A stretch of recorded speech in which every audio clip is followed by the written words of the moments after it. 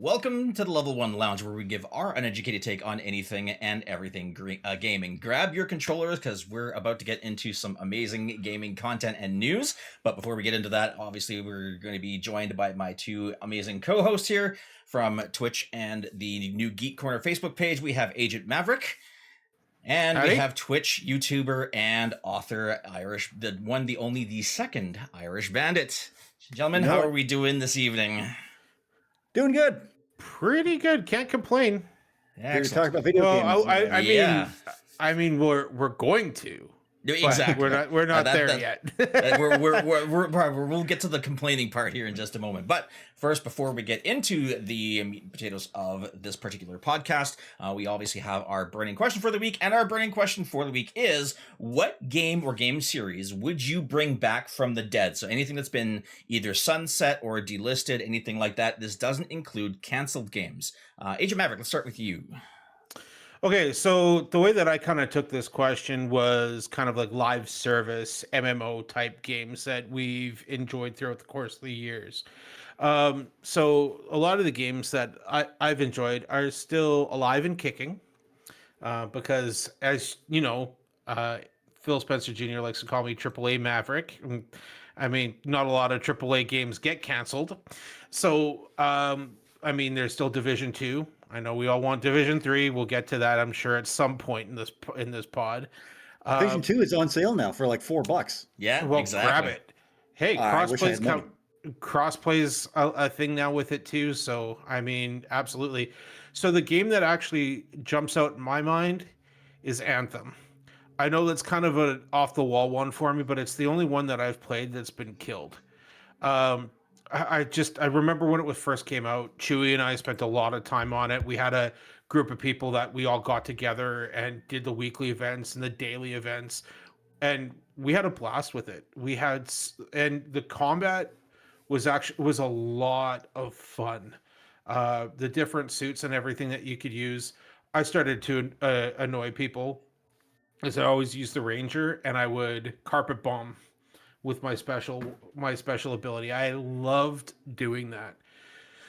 Game overall, everybody kind of just dropped off. No one really played on it anymore. I think there is talk of them bringing back a server privately that's actually being run by a private group that has no affiliation with EA.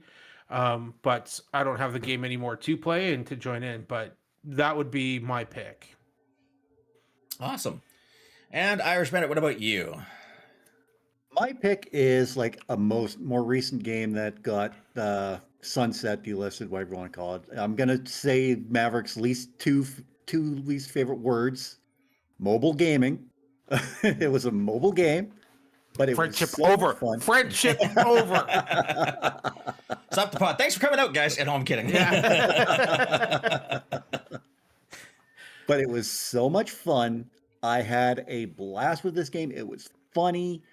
You could make your own little town the way you saw fit. Had a bunch of characters that I recognized and loved. It was The Simpsons tapped out. I am a huge fan. Older Simpsons. I haven't watched newer Simpsons in like ever, but I am a huge fan of The Simpsons. So when I heard that there was a game out where you could make your own Springfield and run it the way you wanted to, you could put the Simpson residence next to the Quickie Mart, and you could put Flanders House like way across town. Funny characters. I do remember that game. That was one of the few mobile games I did actually play. But unfortunately, I think it was last year or the year before that, it got delisted from Play Store, Google Play, iTunes, whatever it's called. The App Store. And then Apple the App server Store, shut yeah. down. App Store, yeah, that's it. And then then the server shut down in January of, I want to say 2004, because 2005. January 24th, 2025. Right. I'm still thinking we're in 2025 for some reason, and we're in 2026. Everything that I've written down, says 2026, but my mind still thinks I'm in 2026, or 2025. Yeah, COVID really just But screwed everyone's I timelines up, didn't know, right? it? Just uh, messed everything up. But yeah, yeah, exactly. since it's tapped out, was a fun game. I miss it, and I would love it if they brought it back, but it doesn't look like it's coming back anytime soon. But Yeah, yeah, I think I played that one thanks for the briefly. memories. Yeah. As for me, the game I'm going to be talking about here technically has two versions, one of which is completely no longer available. The enhanced, remastered version is kind of sort of available. You can still download it and play it. It kind of sort of has online servers, but not really. There's still missing parts to the game that you can't access anymore for whatever reason. But anyways, what I'm going to be talking about is Burnout Paradise. Probably one of the only racing games that I truly enjoyed, that I never really got to finish, for for whatever reason. But yeah, this game, yeah, the original version is no longer available. The original version servers have been completely shut down, so that version of the game is officially sunset. The remastered version, which is still available on current consoles and PC today, um, the online servers are still available, but like I said, there's a lot of the game content, like the big, is like Big Rig Island or something like that. I can't remember if that's the exact name of it. I might have to get an educational patch on that one, but there was a DLC island that was added to the game, and then they ended up taking it out and then putting it back in. It was in and out for a couple times because it was really, really buggy. The enhanced version is supposed to have it, but I'm pretty sure that even if you play that version, that big island is not available to venture onto. Like, the roadways are still closed off. So it's, like I said, it's in kind of a weird half sunset, half shutdown state. Simply because there's really not a lot of people that play it because the content is missing. So that's going to be the one for me. So yeah, Burnout Paradise, absolutely amazing game. The music was amazing as all heck. You had all different kinds of artists, like Avril Lavigne. I believe there was some Linkin Park in there. There was some Stone Sour. There was there was quite a few different artists on that soundtrack. Made it really, really good. But that's going to be my choice. So with that, sorry, were you going to say something there, Mav? Well, I'm just thinking maybe they can incorporate that in the new Star Wars racing game because it's supposed to be the same kind of setup. Lincoln Park during Star Wars. I mean, hey, I'd be down for it, really. As long as we get a race that plays Duel of the Fates, I'm good. So give me all the John Williams, please. Yeah, no, pod racing. Exactly. Now this is pod racing. I think it's the same. The people that were involved with that game, right? I think they have some involvement in that. It could be. I have no idea. Yeah. I don't know if Criterion's been around for a while now, or if they're still active or not. But if they're part of EA, I guess we'll find out. But anyways, moving into the meat and potatoes of today's podcast. So we've got a few different articles that we're just going to talk briefly about. Ending off with what we consider some exciting and actual positive news, which is almost a rare find on our studios when we're not doing live reactions. But the first thing that we're going to talk about briefly is at the 2025 Game Awards, there was a game revealed by a Nagoshi studio called Gang of Dragon. This one was basically revealed as a Yakuza clone, third-person beat-em-up style, set in, I believe, Korea. But the main part of this article that talks about it is that after the game was announced, shortly afterwards, NetEase has actually pulled the funding for the studio back in May. So let's talk about that one briefly. Now, I know, Mav, you were briefly interested in this particular game when it was revealed. This one, well, the thing is, I felt that this was a subject that we should have a conversation about because, I mean, Yakuza has been such a big franchise, and this is one that's very, very close to that genre, and it's something new and slightly different that was going to be coming out, but kind of in that same spirit, right? So there's certain there was a lot that was shown during the Video Game Awards, but this one I do think that overall, gauging by the reaction that's out there, this was one of the games that was out there that had a pretty positive reaction. And I know that with some of the different people that I've listened to, there was some excitement about this game. The thing is, the funding's been pulled, but we don't know at what level the game is at, though, either. So we haven't heard that this game's actually been canceled as of yet. They may find a way to limp on, maybe look for some more different investors to maybe continue going. This is the reason why I wanted to make sure that this was brought up is not only that the franchise is something that spirit of that franchise is something to really keep an eye on, um, but also um, sorry, dog's going nuts here. Keep Keep fixing an eye this. on this. Yeah, keep an eye on this genre, but also gauge what ends up happening when funding like this happens. Like we gets pulled. We've seen it where funding gets pulled and automatically, the developer closes their doors. It hasn't been announced that they're doing anything yet, that they've actually been it's actually closed or anything like that at this point. This game could still come out. It still exists. It hasn't been canceled. I do suspect that we're going to hear that they will eventually close the doors of this studio and this game would be canceled, but of course it's up in the air. It's just one of those things where it's like, a big franchise is already existing out there and there's no competition. We're in a world of monopoly in gaming in some cases when it comes to there's different ideas and new wish ideas, and it just seems like there's now going to be a stranglehold on some companies out there for games like this. Like Yakuza is going to have a stranglehold on this unless somebody else comes up and develops something new. This is the first thing that was first one in a while, I believe, in this genre that was actually going to be somewhat different, or just to create that competition that may be needed. So that's why I felt that it was actually worth talking about. Yeah. Irish Bennett, what about you? You got any thoughts on this one? Well, when we saw the reveal trailer for Gang of Dragon, I thought it looked really good. But I mean, is it me or was the 2025 Game Awards kind of snake bit? Like you have Yeah. what happened, what's happening with Gang of Dragon right now, with NetEase pulling their funding, and then you have the spectacular failure that was High Guard. Yeah. Like After everything they did to to me, get the highlighted, to get the yeah, very end exactly, highlight of the show. exactly. And to me, Gang of Dragon looked more interesting than High Guard, but Yeah. that was just me. I'm taking a wait and see approach. I would love it if what's the name of the The Negoshi Negoshi Studio. Studios? Yeah.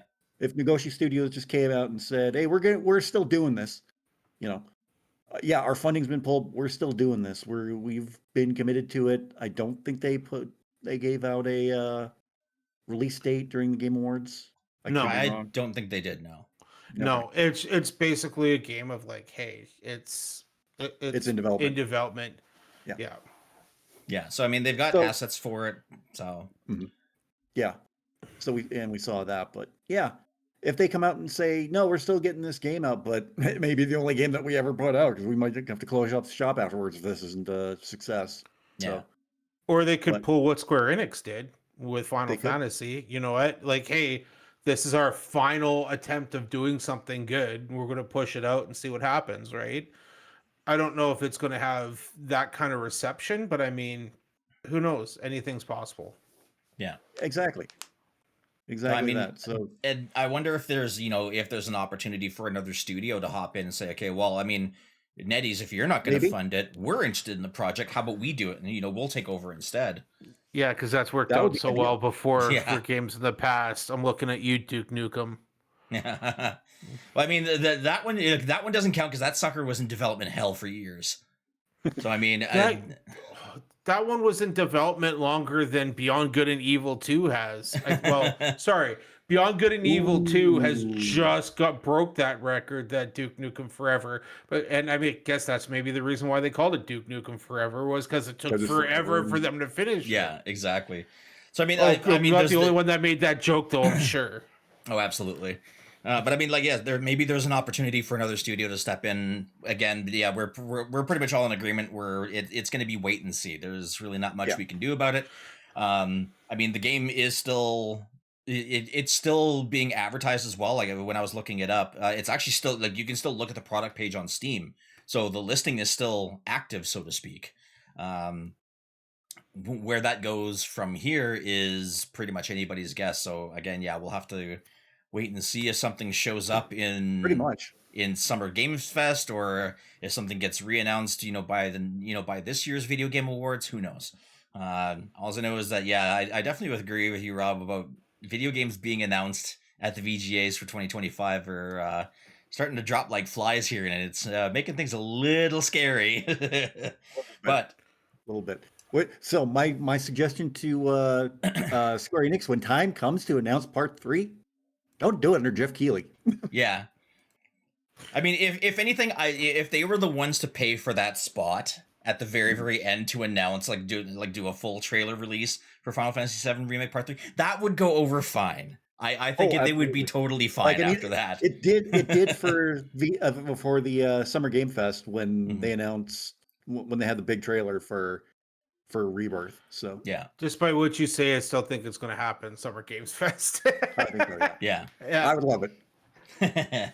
So, moving on, speaking of Square Enix in a sort of capacity, we're going to talk a little bit about Sony, but they're testing something called dynamic pricing on the store. So, apparently there's some games that are on the PlayStation Store that are part of the testings, like God of War, Spider-Man's Helldivers, that are coming out with personalized discounts.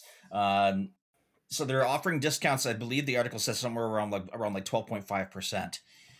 Some third-party games apparently are being involved, but this is kind of an interesting project. I would have flat out say it's absolute crap with how they're doing it. Yeah, that's why I'm saying interesting. Yeah, well, I mean, okay, if I'm spending money, like this is the way that most places are. If I'm spending money at your store, you should be providing me with a bigger discount. No, it's the inverse of that.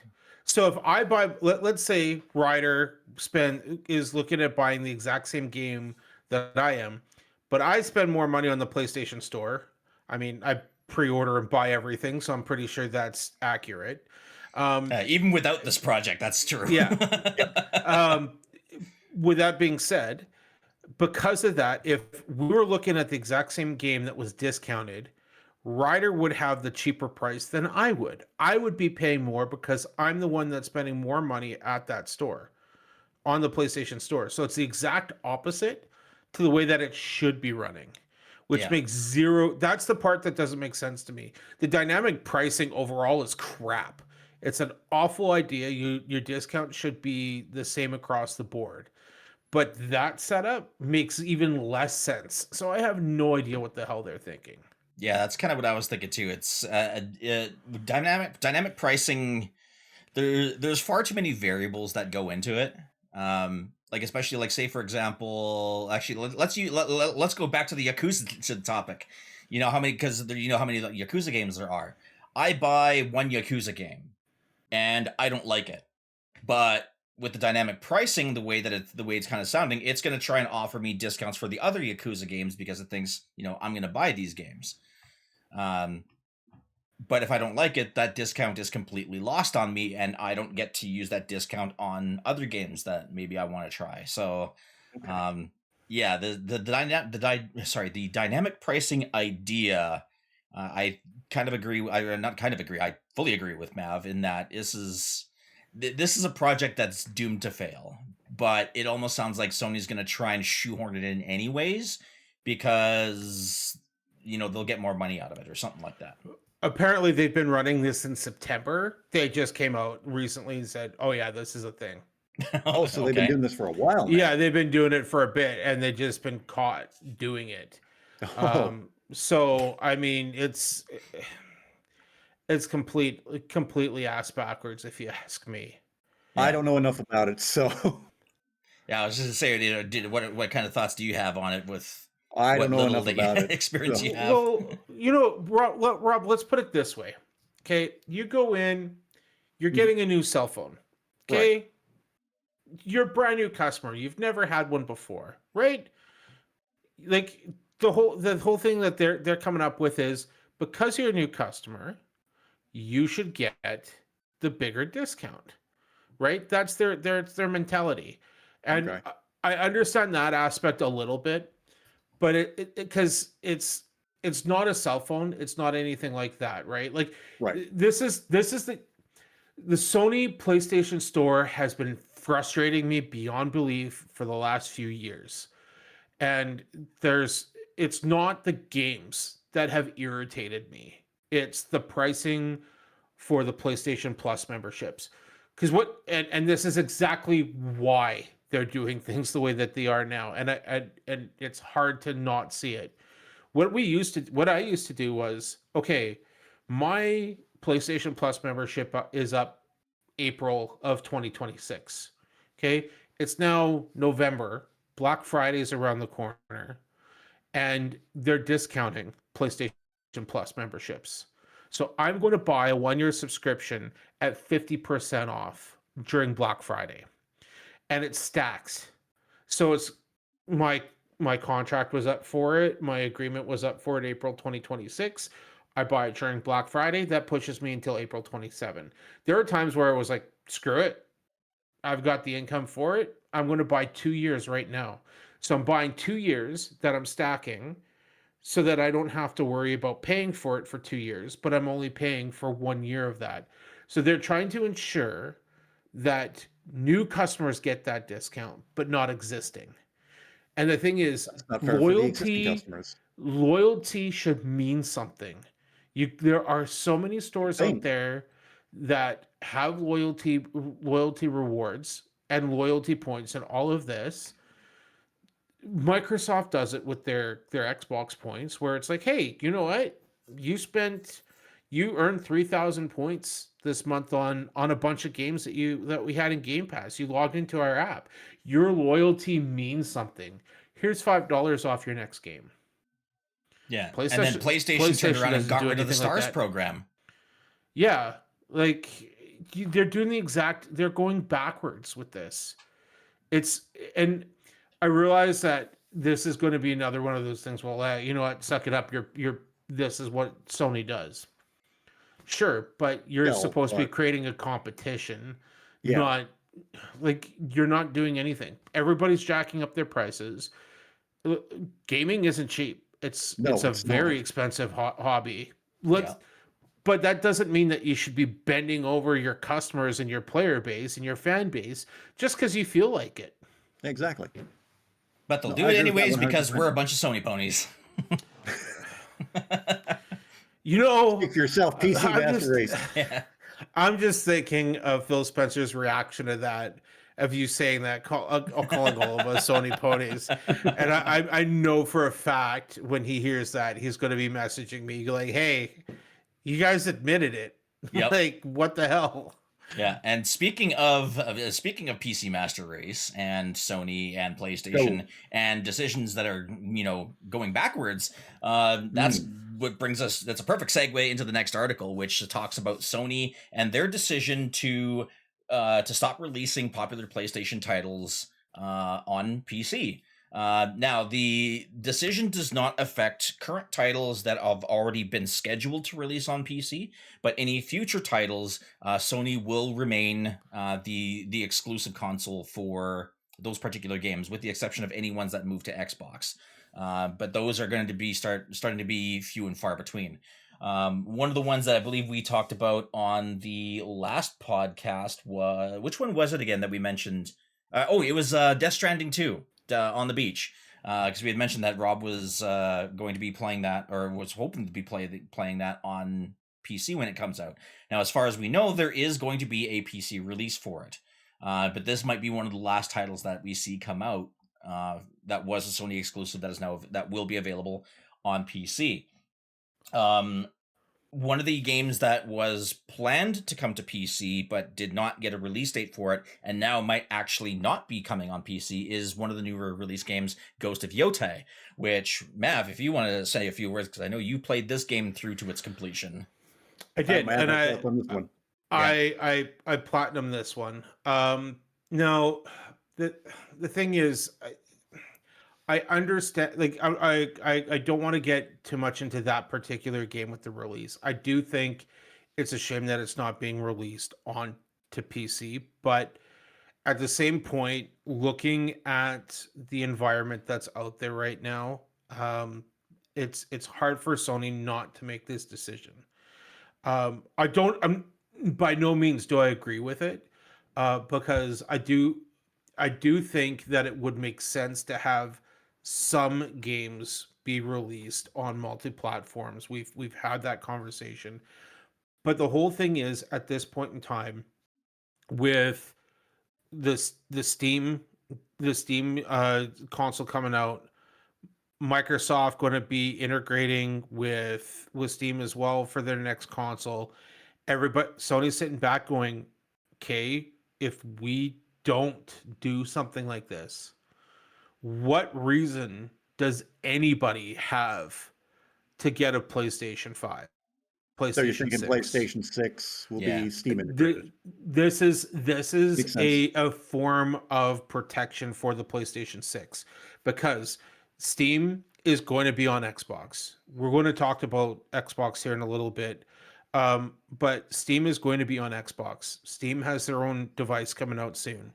This is them trying to protect themselves and make sure that people have a reason to buy their systems. Um, I I do think that some of the game, I think you should have some kind of shelf life for it for exclusivity. Like I think Xbox should do the exact same thing. Sorry, I'm gonna flat out say it. The new Gears of War that's coming out, the new Horizon, Fable, yes, even Fable. I'm saying, and even Elder Scrolls. Why not keep them on Xbox?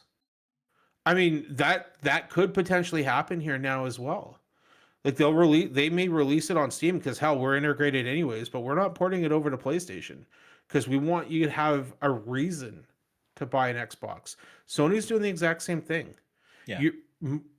You're not going to see Wolverine. You're not going to see Ghost of Yotei. You're not going to see Soros. And so I feel bad for the developers at Soros because um, they're the ones like they went in right away with the development of like, hey, this is gonna do awesome because we're gonna release it on PC at the exact same time. And now they're going, oh, we're not gonna have those additional sales. That also being said, PlayStation sales on Steam haven't been overly great anyways. There hasn't been a huge hit to their bottom line for them releasing it onto Steam. I think I think I read something that out of the out of the 5 million copies of Spider-Man 2's, like 400,000 copies were sold on Steam. That's a lot, but it's not enough to justify a $1 billion game onto Steam. Yeah. They didn't make up their revenue there. They made up their revenue on the PlayStation 5. It just doesn't make sense. They're trying to just make sure that people have a reason to get a PlayStation 6. Even I was thinking, PlayStation 6 comes out and they're going to be $1,200 a piece Probably. for that and the Xbox. Do I really want to shell out the money for a PlayStation 6 when I can get an Xbox with Steam on it and get a new Steam system and have the exact same games anyways? Now, because of this decision, I was going to buy PlayStation 6 anyways, regardless of what I'm saying. But now I have a reason. Yeah, absolutely. But now I have a reason to. It's just a way that the company's trying to protect themselves. Yeah. And it kind of begs the question too, like when Final Fantasy Remake Part 3 comes out, because I know Not the developers there. exclusive. Third-party games are not affected. It is releasing on everything. Yeah, That's what I figured. yeah, that's kind of what I figured too. But it still kind of almost makes you question it at the same time. It's like, okay, because they specifically said, yeah, it's going to be all single player games. Well, Final Fantasy obviously is a single player game. So is that going to be included? Obviously, I mean, in this particular case, definitely party not. Single player games. First party.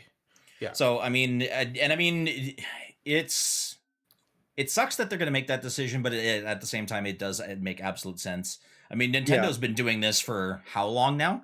Because I mean, you can't get Pokemon games on Nintendo other doesn't systems. give a It doesn't give a flying whack. Yeah, exactly. Nintendo will It's never self-centered, care. guys.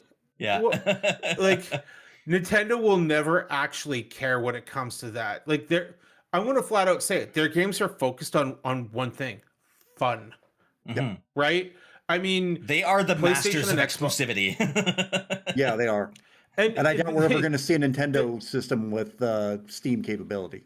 right, they're just sitting back, Oh, Yeah, Sony count did their what? money. Oh, okay, whatever. They're doing the Woody Harrelson crying meme with wads of cash. Yeah, they don't care. Yeah. They don't care. And the thing is, I have to say it. Xbox needs to start doing the same damn thing. Not caring? Not releasing it on multiple okay. platforms for Yeah. for their first party games. They have to. That we'll get into that though, I'm sure. But anyways, but third party games are not impacted. Square Enix is a third party, so It's just Sony Studios. Sony PlayStation Studios, yes, PlayStation Studios, first party, first player games. If there's a game like Helldivers, they'll release it on everything because Yeah. they'll want people to have the option. And take notes, Ubisoft, they have crossplay. Take effing notes. Yeah, I swear, if crossplay is not available on Division 3 on day one, there will be tables flipped. I guarantee it. Yeah. Ryder starts a one-man riot. Yeah, exactly. Oh no. The whole podcast, we're all going into the streets and we're all flipping cars and all of that. It'll be four of us sitting in the middle of the street with one cop car upside down with us in handcuffs. That's what it's going to end I'll up just being. be sitting on the sidewalk eating popcorn, Yeah. laughing at you guys the whole time. But anyways, Right, that's my 2 cents, please. You nerds. And I think that's also a perfect segue into the last particular article, which does kind of end But we actually didn't on a hear what you positive note. guys had to say though about the whole. We said our piece. Okay. Okay. But in any case, yeah. So speaking of Microsoft having their new Xbox, the newest Xbox appears to be underway. For those of you who haven't seen the announcement, there was a bunch of social media posts that came out very, very recently about Microsoft's about Microsoft's announcement of Project Helix. So what Project Helix is supposed to be basically a magnitude increase in terms of hardware capabilities. So everything in terms of memory capacity, in terms of graphics ray tracing, things like that. This is basically going to be the new Xbox console slated for a release, date to be determined. But it's going to be able to run PC games. So as we mentioned before, this will be an Xbox that will be integrated alongside Steam. Whether or not that includes Epic Games is kind of up in the air at the moment. I don't know if anything's been confirmed on that or not. But we'll basically have an Xbox and a PC all rolled up into one console, as it were. Because, I mean, everything's an Xbox nowadays, so might as well lean into it. Don't be saying that with the new CEO. Don't be saying that with the new CEO. We might as well just lean right into it. No. They're trying to lean away from that.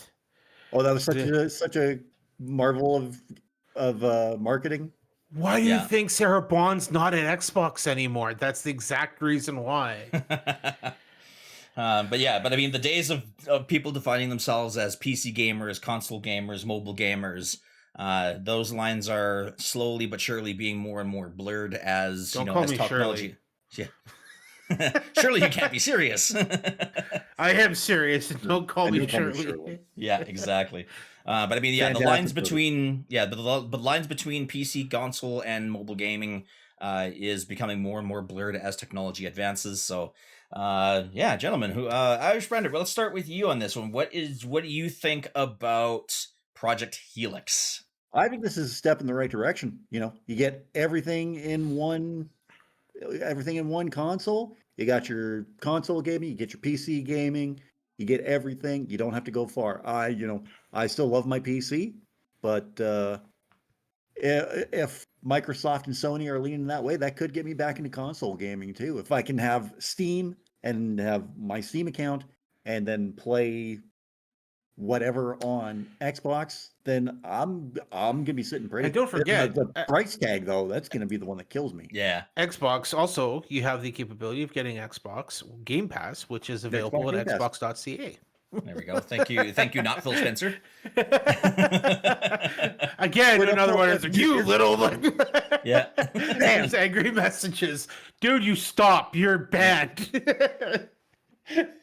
We love you, Phil. Your dad abandoned us. No, he didn't abandon us. He just went for the milk. Yeah, he went for the milk. and cigarettes. Yeah, exactly. Matt, what about you? What are your thoughts on Helix?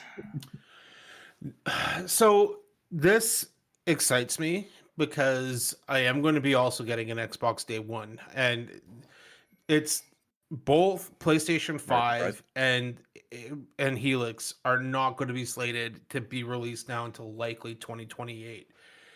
And I am breathing a sigh of relief because of that hefty price tag that's going to be associated with both.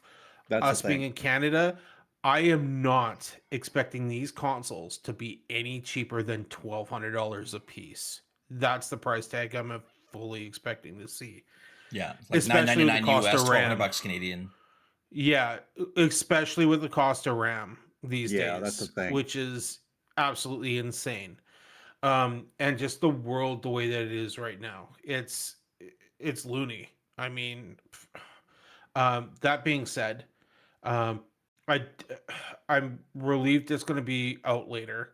I'm also excited because I want to be able to try some games that are exclusive to PC. There are games that I know that I have spent way too much time on PC previously. Looking at you, World of Warcraft. I want to play that again, but I don't have the PC to actually support it at this point. This will also likely buy me time to be able to get another computer. I do need to get one for myself for editing purposes and all of that, but this is this is going to be something that I'm like, you know what? I can get something just to run my applications. My consoles are going to stay with gaming. Um, so I'm excited for it. I can't wait, but I'm also expecting a very hefty price tag. And they, Sarah Bond was expected to be the CEO. And what we're going to be seeing is a shift away from your phone's an Xbox, your monitor's an Xbox, your toaster's an Xbox, everything's an Our Xbox. fridge is an Xbox. Yeah, because again, they're starting to realize, hey, wait, not only are we a game developer, we develop hardware and we need to have a reason to sell it as well. So you're going to see a lot of backtracking with this as well. And I don't think the lines are blurred as much as you think, Ryder, to be completely transparent.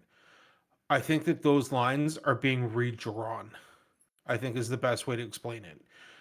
There's going to be quite a few games, like Fable got a release on PlayStation. They've already announced it. It's going on PlayStation Day 1.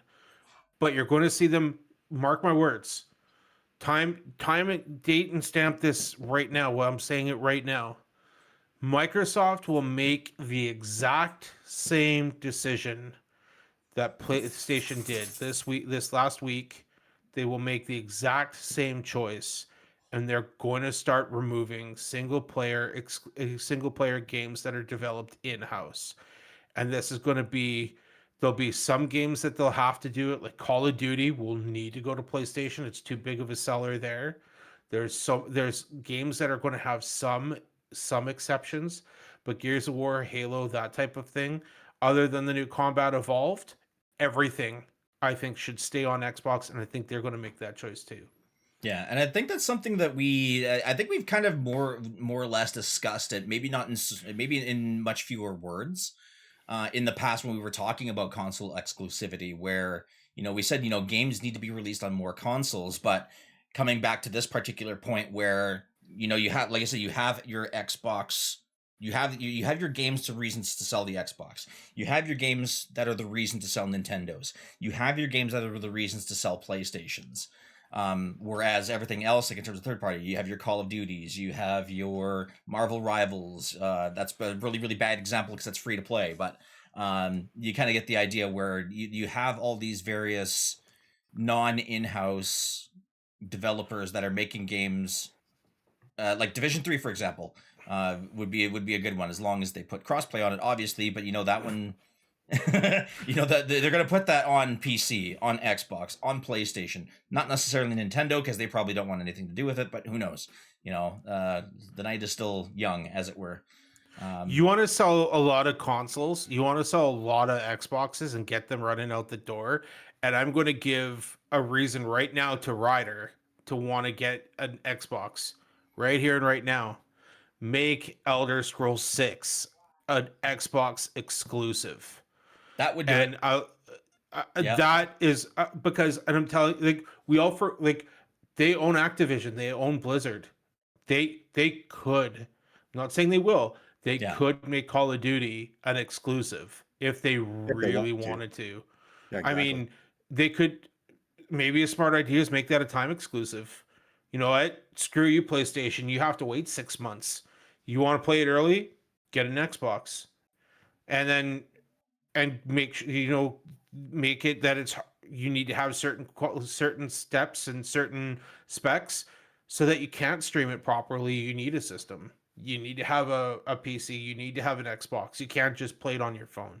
Can't just play it on your TV or your Fire Stick. Have a reason. I mean, that's a really crappy idea to do that if you're paying for the subscription, but you want to sell systems. That's the way of doing it. Yeah. I don't think they'd ever do that with Call of Duty again because of the size of the fan base, especially with the competitive scene. Because the competitive scene relies on a lot of various moving parts. I'm just saying like that they could, not that they will. There's a huge difference there. Yeah. But I mean, if Elder Scrolls 6 were an Xbox exclusive, I mean, obviously I'd be upgrading this thing hopefully well before that comes out, at least with the plans that I have for the future. But we'll have to wait and see. They need to announce it and release it first. So there is that. You can do that educational patch that I gave last week, so please feel free. So there is, so speaking of which, the educational patch from last week where we mentioned that we're still waiting on news for Elder Scrolls 6, and that we're not going to see it anytime soon. That's actually somewhat incorrect. The part that we're going to correct here is Elder Scrolls 6 was actually announced to be in full development as of late 2025. So as of right now, it is still currently in full development, but we're still awaiting any sort of trailers or release dates or news on it, which we still haven't seen any of it. But Elder Scrolls 6 is confirmed to be in full production as of late last year. So that being said, any other add-ons to talk about? Resident Evil Requiem is freaking awesome. Have you had anything new that you've been playing lately? Other than Resident Evil? Well, no, anything in general, I meant. That you've been playing. That you've been that I've been playing. Yeah. Anything new? God, not really. Nothing new. I just finished Chrono Trigger here recently.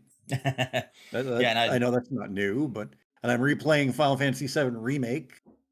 Again. Again, yeah. But you're playing in hard mode, right? We're playing in hard mode. I am playing with a controller for the first time, too. I was normally playing on a keyboard. But I will be playing Control here very soon. So awesome. There we go. That'll be new for you. Yeah, and I just started playing. So. Yeah, I did finally break down. I bought Slay the Spire 2. Doesn't come with the Twitch integration, unfortunately. But it is still early access, so they could definitely add it on. However, this Slay the Spire is actually doing something new in that it actually supports up to 4-player multiplayer. Nice. So this is something new for the Slay the Spire franchise, and I've seen it in action. It looks really, really cool. Doing it with other players in your party as well. So,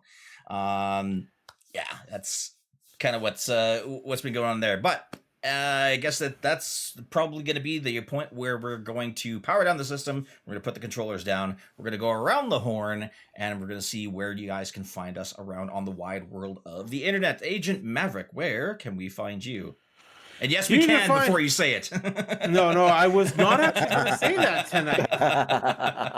Wow. No, the video that I was talking about last week, I actually just uploaded today for my booktube that I did. So I only read 4 books last month. Kind of a lower number for me for the amount that That's slow I for typically read. Yeah, short month, I mean, and the books I was reading were a little bit longer. It had renos and stuff going on. So yeah, not as many books as I wanted to. But I'm on track to break that this month. Um, anyways, other than that, I haven't been doing a lot of streaming.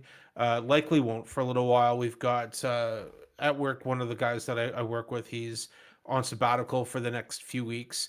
So my schedule's kind of all over the place. So it's really hard for me to be like, yeah, streaming this day. Um, so I'm going to I'm going to be getting a review out for a movie here next week. I do have tickets to go see Project Hail Mary, so you can find that review on the New Geek Corner on Facebook. I'm trying to post on there a little bit more as well, so you'll get a few updated news, maybe some of the things that we've talked about here tonight, or on the podcast. I'll post there as well, so you can maybe get a sneak peek. But other than that, and I did post my review recently for Resident Evil Requiem. It was this year's first New Geek Corner 10 out of 10. And I've actually played that game through twice already. I absolutely loved it. It's not going to be one of my top 10 favorite games, but definitely up there as one of my favorite Resident Evil games ever made. But you can read all about my thoughts and opinions on that game on the New Geek Corner. But yeah, that's where you could find me. Excellent. And Irish Panda, tell the fine folks who are watching this podcast where they can find you. You can find me over on Twitch where I stream. Right now, my days are mixed of when I am streaming. Like, for sure, I'm streaming on Fridays because it's Dead by Daylight days, and I love my Fridays playing Dead by Daylight. But every other day for the month of March, I'm just picking random days, and if I feel like streaming that day, I stream that day. I'll get back to a full actual schedule in April. So yeah, right now, I don't know when I'll be streaming again as of when this video comes out, but go follow me over on Twitch and find out. You can also follow me on YouTube as well, where I post all my VODs. I'm on all the socials. And as Ryder was saying earlier, I'm also an author, and you can pick up my novel, Shade Falling, over on Amazon. And you can pick up my storybook, Mochi's Christmas, over on Amazon as well. You can get these through either Kindle e-reader or on paperback. Excellent. And as for me, you can also find me over on Twitch, usually once a week on Sundays. Depending on the schedule, I may throw in a few more streams throughout the weekdays, but that usually depends. Right now, I'm currently playing through Dragon Quest VII Reimagined. As for what games are coming up later on, we shall see. Like I was talking about, I might try and do some Slay the Spire if they do decide to add Twitch integration back into it. But other than that, as for the next games, who knows what's going to be coming up. You can also find me over on YouTube, where you can catch various Let's Plays, reaction videos, hardware reviews, things of that nature. That's pretty much it where you can find me. So yeah, one last thing. Sorry, I will be trying to get a review up of Crimson Desert within the next few weeks as well. That's coming out right away. Yeah. I have actually pre-ordered that one. Who everyone act shocked. Maverick ordered another game. But I'm going to try getting a review up for that. Considering the length of that game, I'm going to try pushing out a review 20 to 30 hours in, because the game is expected to be 300 hours for completionists. So I really do not want to be putting in 300 hours before I get a review out to you guys. So yeah, just a heads up there. So it will be a overview, thoughts, opinions, and then a score so far. I might go back and up that once I actually get through 200 or so hours. But anyways, sorry, didn't mean to interrupt you there, Ryan. No worries. And that's assuming if you don't golden path it too. Yeah, I'm thinking about it. 76 bosses in that game, and they've Oh got my like goodness. 14 to 15 different mounts that you can get, including a dragon. Oh, Like lovely. Let's there's, go. oh, yeah, it's looking good.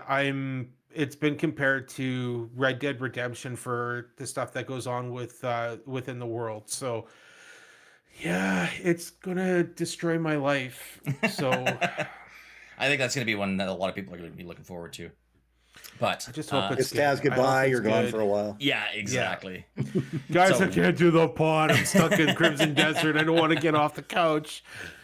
Yeah, next time you see Maverick, he'll be all haggard or whatever. have His a eyes will be beard. blood. Yeah, he'll have a beard. His eyes will be bloodshot. He'll have bags big enough to carry a full Costco run. Yeah. So with that being said, that's where we're going to shut it down for the night. Thank you all very, very much for tuning in. If you haven't done so already, make sure you do drop a like on the video. Make sure you do subscribe down below because it really, really helps us out.